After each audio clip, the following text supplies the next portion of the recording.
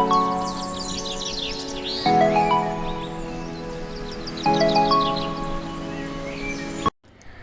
Friends, வணக்கம் and welcome to Sanjay அம்மா சமையல். இன்றைக்கி இந்த வீடியோவில் நம்ம ஒரு சிம்பிளான ரொம்ப டேஸ்டியான மட்டன் குழம்பு எப்படி பண்ணுறதுன்னு பார்க்க போகிறோம். இப்போது ஒரு குக்கரில் நான் கொஞ்சமாக எண்ணெய் சேர்த்துக்கிறேன். எண்ணெய் சேர்த்ததுக்கப்புறம் எண்ணெய் கொஞ்சம் காயட்டும். அதுக்கப்புறமா பிரியாணி இலை, பட்டை, கிராம்பு, 2 ஏலக்காய், 2 கிராம்பு 2 ஏலக்காய் சேர்த்துக்கோங்க. நம்ம செய்ய போகிற இந்த 1/2 கிலோ மட்டனுக்கு இது கரெக்டாக இருக்கும். அதுக்கப்புறமா 2 பெரிய வெங்காயத்தை நல்ல பொடிசாக கட் பண்ணி நம்ம உள்ளே சேர்த்துக்கலாம். இப்போ இது கூட கொஞ்சமாக கருவேப்பிலை போட்டு நான் வதக்கிக்கிறேன். பக்கத்துலேயே நான் சாப்பாடு வடிக்கிறதுக்காக தண்ணி வச்சுட்டு அதையும் வடித்து எடுத்துக்க போகிறேன். இப்போ 1 ஸ்பூன் அளவுக்கு நான் காஷ்மீரி மிளகாய் பொடி சேர்த்துக்கிறேன். நம்ம இந்த வெங்காயம் வதங்கும் போது நம்ம மிளகாய் பொடி சேர்த்தோம் அப்படின்னா குழம்பு பார்க்குறதுக்கு நல்லா கலர்ஃபுல்லாக இருக்கும். அதுக்காக தான். இப்போ நம்ம இஞ்சி பூண்டு பேஸ்ட்டு சேர்த்துக்கலாம். இஞ்சி பூண்டு நம்ம ஒரு 2 இல்லைருந்து 2.5 ஸ்பூன் அளவுக்கு சேர்த்துக்கிட்டால் சரியாக இருக்கும். இஞ்சி நம்ம இஞ்சி பூண்டு பேஸ்ட் அரைக்கும் போது இஞ்சி அதிகமாக சேர்த்துக்கணும். பூண்டு அதில் பாதி சேர்த்துக்கிடணும். இப்போது நான் 2 தக்காளி பழத்தை நல்லா மிக்சியில் அரைச்சி வச்சுருந்தேன். அதையும் உள்ளே சேர்த்துக்கலாம்.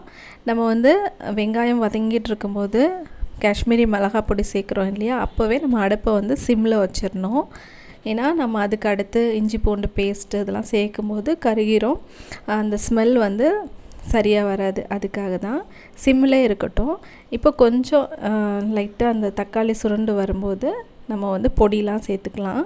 2 ஸ்பூன் அளவுக்கு மல்லிப்பொடி சேர்த்துக்கிறேன். அதுக்கப்புறமா நம்ம வீட்டில் அரைச்ச குழம்பு பொடி இருக்கு இல்லையா, அது நான் சேர்த்துக்கிறேன் 2 ஸ்பூனு. காரத்துக்காக ஒரு 1/2 ஸ்பூன் மட்டும் தனி மிளகாய் பொடி, ஒரு 1/4 ஸ்பூன் அளவுக்கு மஞ்சள் பொடி சேர்த்துக்கிறேன். நம்ம காரம் நம்மளோட தேவைக்கு சேர்த்துக்கலாம். நான் எப்போவுமே வீட்டில் எந்த சமையல் பண்ணாலும் காரம் கம்மியாக தான் சேர்ப்பேன்.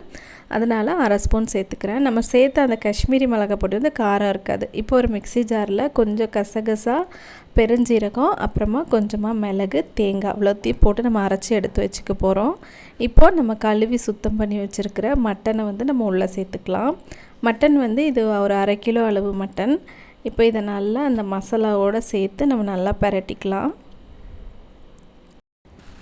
இப்போ இந்த மசாலா இந்த மட்டனோடு சேர்ந்து நல்லா கலந்து விட்டால் போதும். கலந்து விட்டுட்டு இப்போ நம்ம ஒரு கப் அளவுக்கு தண்ணி சேர்த்துக்கலாம்.